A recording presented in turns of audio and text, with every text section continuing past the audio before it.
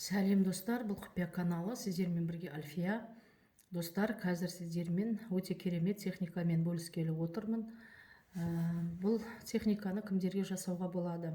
Бұл техниканы саудамен айналысатын адамдарға жасауға болады. Любой адамдарға, бірдеңе сататын адамдарға жасауға болады. Егер де сіздің бутигіңіз, магазиніңіз, немесе ларегіңіз, базарда орныңыз болса, сол кезде бұл техниканы жасауға болады.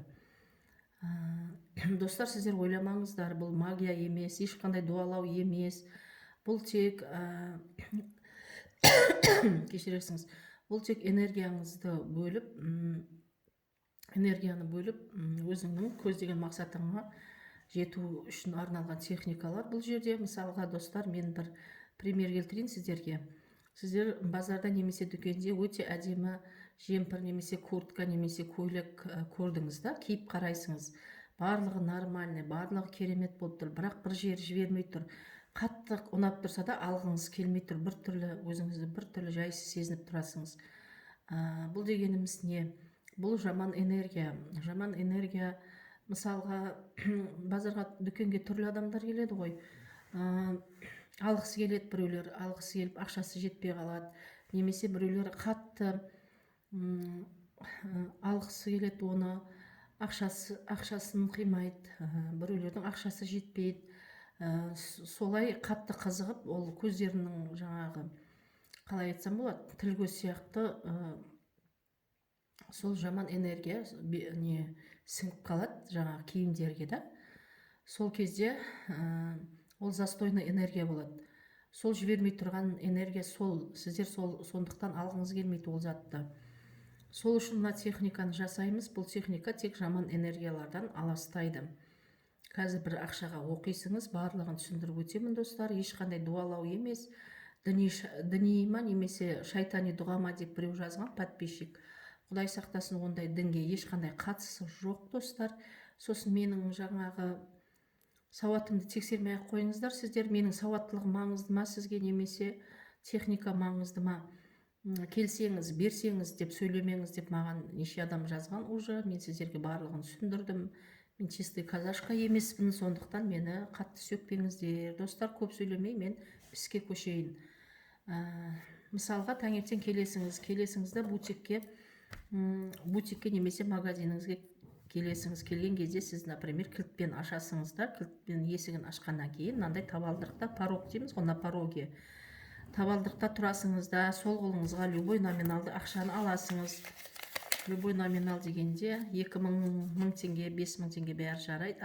2000 теңге, 5000 жарамайды, 5-тіктен басталмау керек мына сан. Қалған ақшалардың барлығы жарайды, бірақ 5-тен басталмау керек, 500 теңге, 5000 теңге деген сияқты. Любой номиналды басқа аласыңыз да, сол қолыңызға осылай ұстап тұрасыңыз табалдырықта. Тұрып, мына дұғаны, мен берген дұғаны 7 рет оқисыңыз. 7 рет оқып болғаннан кейін сағат тілімен, по часовой стрелке дейді ғой, сағат тілі болған кезде, яғни сол жақтан оң жаққа қарай. Осылай, мысалы, мына порогта тұрдыңыз, оқыдыңыз 7 рет дұғаны. Одан былай келесіңіз да, бірінші бұрышта 1 рет оқисыңыз дұғаны, екінші рет келесіңіз, екінші бұрышта 1 рет оқыдыңыз, үшінші бұрышқа келесіңіз, та 1 рет, төртінші бұрышқа келдіңіз, та 1 рет оқисыңыз да, қайттан жаңағы табалдырыңызға келесіңіз да, ішке қарап тұру керек. Сыртқа қарап оқымайсыңыз, ішке қарап, магазинге қарап тұрып, тағы 7 рет сол дұғаны оқисыңыз. Оқисыңыз да, мына ақшаны оқып болғаннан кейін бір жерге тығып қоясыңыз, магазиннің ішіне тығып қоясыңыз.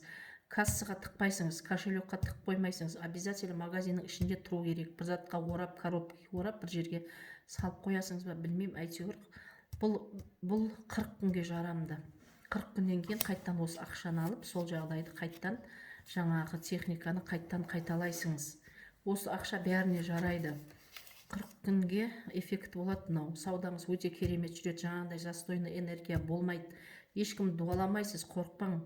Сіз ешкім дуалап жатқан жоқсыңыз бұл жерде. Ешқандай дінге қатысы жоқ бұның. Достар, болды. Өте керемет сіздің саудаңыз жүретін болады осы кезде.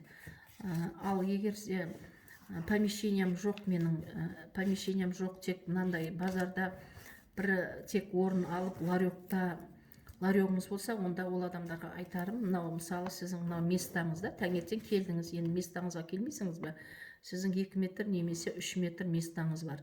Сол жерге келесіңізді, ақшаны сол қолыңызға аласыңыз, любой номиналды, бірақ 5-тен бастамау керек. Онда бетіңіз күн шығарға қарау керек, восток дейміз ғой, күн шығарға қарап 1 рет дұғаны оқисыңыз, одан кейін бетіңізді бұрылып батысқа қарайсыңыз, күн батысқа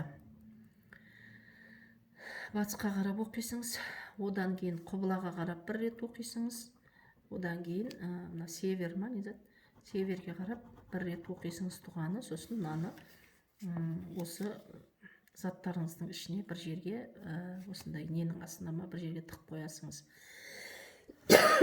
Ни в коем случае үйге алып кетпейсіңіз, бұл ақша магазинде немесе сол ларекта бір жерде тығып қоюыңыз керек. 40 күннен кейін тағы қайталайсыңыз, достар. Сәттілік жасап көріңіз міндетті түрде.